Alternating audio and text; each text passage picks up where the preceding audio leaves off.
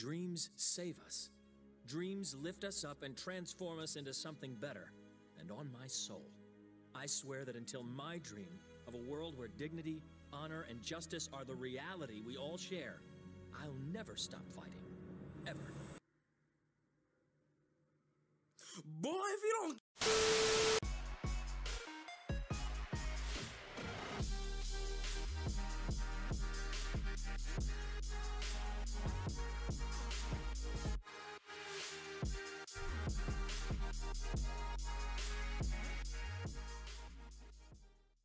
Alright, so I'm not going to sugarcoat it. I don't like Superman vs. the Elite, and I don't like the comic that it's based on, Action Comics 775. What's So Funny About Truth, Justice, and the American Way by Joe Kelly, Doug Mank, and Lee Bermejo. And I've been pretty open with my feelings towards this book in past videos and live streams, but I don't think I've ever really explained my problem with it. So without further ado... You were the first, the best. But now you're a cliche and you don't fit in anymore. Superman is an evergreen concept, a wholesome-minded paragon of truth and justice who uses their otherworldly powers and abilities to help as many people as they possibly can, rather than use them to oppress society or become a tyrant simply because they want to? Yep, it still works, and people are still into it. A point that I think is proven in how often he's portrayed through pastiche characters and deconstructions and even character studies. This concept still works when applied to other characters, so why not Superman? Well, I think the answer is pretty simple. It's because it's Superman. Superman is one of the oldest and longest running characters in pop culture. He's a brand that's typically associated with a bygone era. Because his brand reaches so far back, it's hard to ignore his long-standing legacy. Many people see that he's been around for 80 plus years and think, well shit, my grandpa's 80 years old and he's got a lot of outdated ideas, so naturally Superman is the same, a relic of a bygone era. Except, unlike your grandpa, Superman isn't real. He's a work of fiction, and as a result, he can be whatever you need him to be at any time to reflect the world around him. Superman was born out of the tail end of the Great Depression and at the beginning of the Second World War. In an era when many people thought that the world was coming to an end, Superman was a power fantasy for those without it. He was a champion to the oppressed, tackling political and corporate corruption, war profiteering, and organized crime, both as a proactive journalist as well as a superhero with godlike abilities. And then through the 50s and 60s, after World War II ended and America became a more comfortable place to live, for the most part, Superman's story shifted away from being topical, gritty crime stories and turned into sci-fi Family Guy stories. And through the 70s and early 80s, the comics started deconstructing themselves and exploring the lore and the character a little deeper. But by the time you reach the late 80s, after Crisis on Infinite Earths, when the DC Universe is rebooted, Superman loops back around to being a champion of the oppressed again, but this time under a more modern lens. Lex Luthor is reimagined from being a cave-dwelling mad scientist to now being this overarching Machiavellian corporate tycoon who runs all of the crime in Metropolis, with a laundry list of classic Superman villains who have been reimagined as mercenaries and international assassins. And that was a very modern take on the character and his dynamic with his rogues gallery and the world around him. And that's sort of been the framework that we've been working off of ever since. And as the threats have evolved with the times, Clark has as well, through writers and artists growing Clark Kent up as a character and watching him reveal his secret identity to Lois, and them getting married and eventually having children. So it's not like this character has remained stagnant or is trapped in some sort of bygone era. So why is that the narrative we feed ourselves? Why are half the Superman comics that have come out since the mid-90s centered around Superman finding his place in the modern world like he's Captain America or Buck Rogers? Today's the day, Skullfucker. The 90s was the age of the anti-hero. This was when Image popped off, this was when Valiant started finding their footing, this was when Stormwatch got off the ground, and this was when the comic book industry as a whole realized that they were free to branch away from superhero comics. And I've already talked about this at length in my 90s Comics Are Awesome video, so if you want to check that out, I'll leave a little annotation card for you to follow. But one of the major errors I think DC Comics made in response to the growing trend of anti-hero comics and gritty sci-fi comics and horror comics was publishing Kingdom Come, and that is a whole video for another day. In the meantime, this video was about Action Comics 775, which I'm going to get to in a second, but Kingdom Come, I think, laid the foundation for an overall mindset that permeated through DC Comics and their approach to their characters ever since, which I just could not disagree with more. And it's that, yes, these characters come from a bygone era. Yes, they are your grandpa's superheroes, and that's what makes them work. These gods who represent the good old days and that old-time religion, that's what it's all about. And these newer anti-heroes, they need their mouths washed out with soap by Grandpa Superman, and it's his fault for not representing those good old days anymore. You know, he might as well have gone away. And that's why comics are edgy now. I don't think I can express how irrevocably Kingdom Come damaged DC's brand, because it basically pigeonholed the entire DC universe into this 1950s Norm Rockwell painting that left little to no room for further experimentation or development with these characters, which before then wasn't really a problem, but I digress. And this is where we get to Action Comics 775.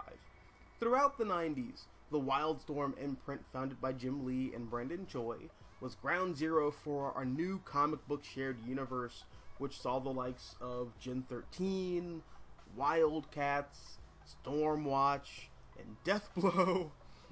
Basically picture a cyberpunk version of the early 1980s era Marvel Comics universe. That's what Wildstorm was.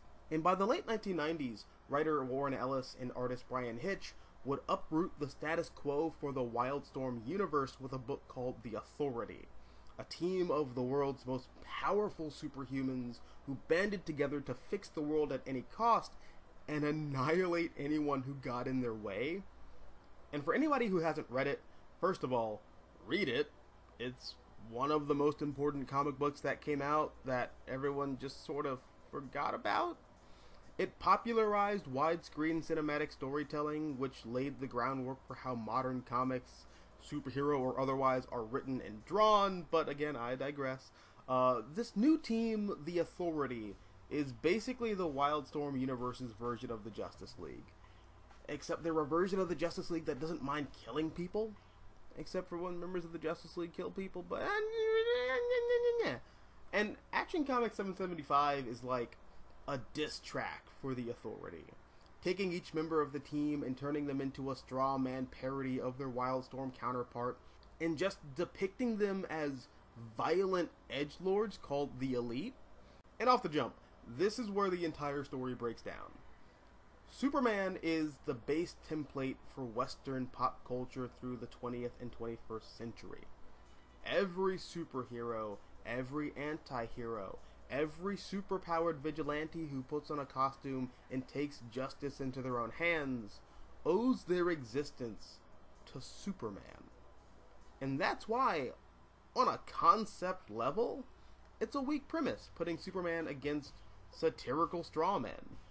Of course, the blueprint for modern mythology is gonna look good when you stack them against a bunch of two-dimensional bad faith arguments.